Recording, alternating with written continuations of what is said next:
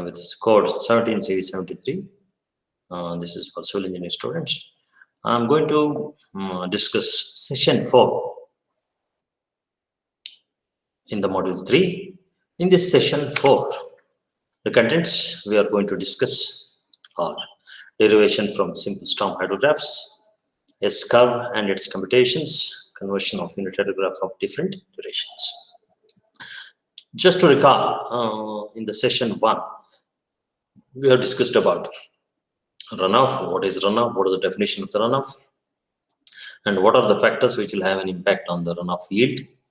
We have discussed in the session 2, we have discussed about the hydrographs and some of the methods which are used to compute the runoff yield. And in the session 3, we discussed about the unit hydrograph, what are the assumptions that are done to create or to produce the unit hydrograph, and what are the limitations the unit hydrograph. All things have been discussed in the session 3. Now in the session 4, the contents we are going to discuss are derivation from simple storm hydrographs, S-curve and its computations, conversion of unit hydrograph of different durations. Coming to the derivation of unit hydrograph and the derivation procedures, I'm going to tell you the derivation procedure. It is described under the following steps. Number 1, select the rainfall event producing sufficient runoff at the outlet with well-defined peak. Normally, single peak rainfall events are selected for derivation of unit hydrographs to analyze the rainfall runoff relationship using hydrograph approach. Second step is using the gauge data, that is the time of runoff, plot the hydrograph. In case of perennial stream used as the outlet for recording the data and hydrograph is prepared using the said data, the obtained hydrograph includes the base flow. So this is one thing to keep in mind. On the other hand, in case of intermittent and ephemeral streams, there is no contribution of base flow in the recorded data, and the plotted hydrograph is the direct runoff hydrograph. This is the second thing you have to keep it in mind. Third step, separate the contribution of base flow from the hydrograph derived by using perennial stream flow data. Separate the contribution of base flow from the hydrograph derived by using perennial stream flow data. It should be done by using most suitable method so that there should be at least chances of error in estimation of direct runoff or derivation of unit hydrographs.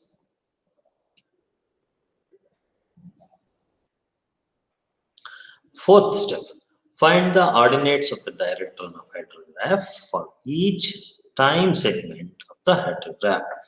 It is done by deducting the base flow from the respective time segment.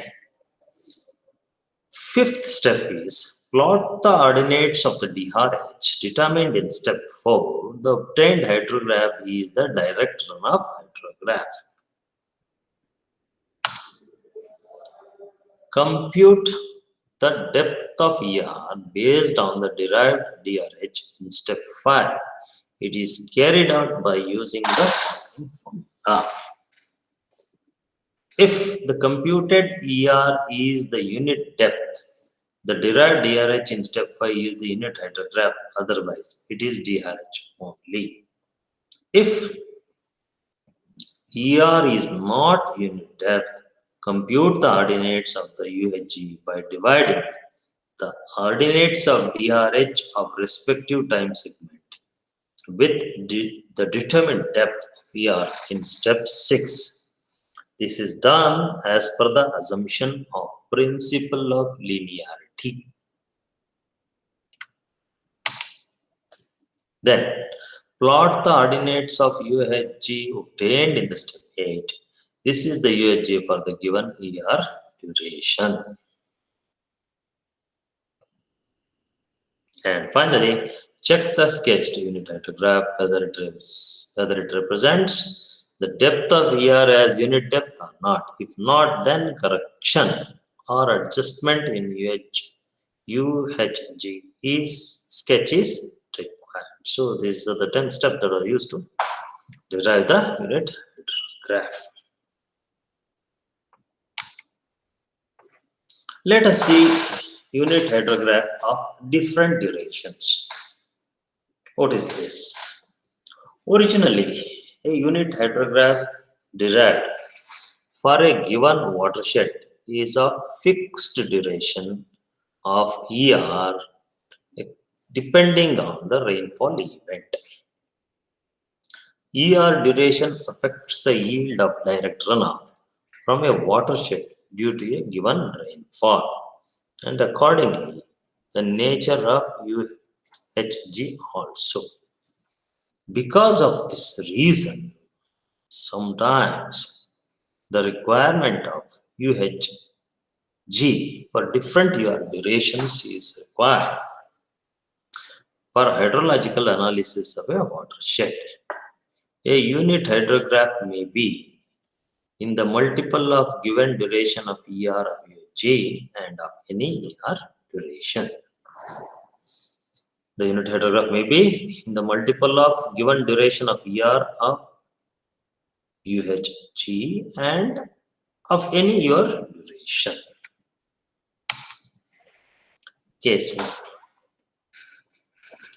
When ER duration is in multiple of given ER duration, superposition method. What is this method? In this case, the given UHG is superimposed. Given unit hydrograph is superimposed, lagged by the given ER duration to n minus 1 times, in which n is the multiple numbers. And the time segment wise ordinates are added together. The obtained ordinates present the ordinate of DRH, which is divided by the number of superimposition lagging. Coming to the case 2, for any ER duration, case 2 is for any ER duration. Case 1 is when the ER duration is in multiple of given ER duration. Second case is for any ER duration. The derivation of unit hydrograph for any ER duration, that is, when desired ER duration is not in term of multiple of original ER duration of unit hydrograph duration, cannot be done by the method of superimposition. For this purpose, the S-curve method is followed to derive the UHG. S-curve method is followed. Let us see what is S-curve. A S hydrograph or an S-curve is nothing but a hydrograph generated by a continuous effective rainfall occurring at an uniform rate for an indefinite period. It is nothing but a hydrograph generated by a continuous effective rainfall occurring at a uniform rate for an indefinite period.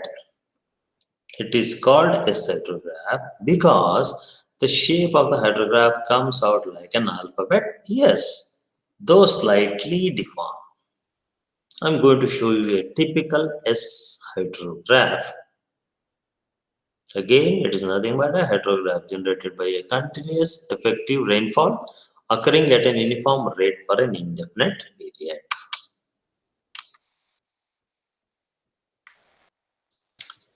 It can be derived by summation of the ordinates of an infinite series of unit hydrographs of the same unit duration, spaced at the same unit of duration apart, and hence the name summation hydrograph. It is a curve which rises continuously in the form shape of letter S till a constant discharge value is reached. This is a concept of the application of a hypothetical storm of 1 centimeter ERH of infinite duration spread over the entire catchment uniformly. This may be done by shifting the UH by the T duration for a large number of periods. The resulting hydrograph is called S hydrograph or S curve due to the summation of an infinite series of T hour unit hydrographs spaced T hour apart. This is a curve discharge versus S curve. Understand? Summed up unit hydrograph is showing S. This is a S graph or an S unit hydrograph. Following references have been used.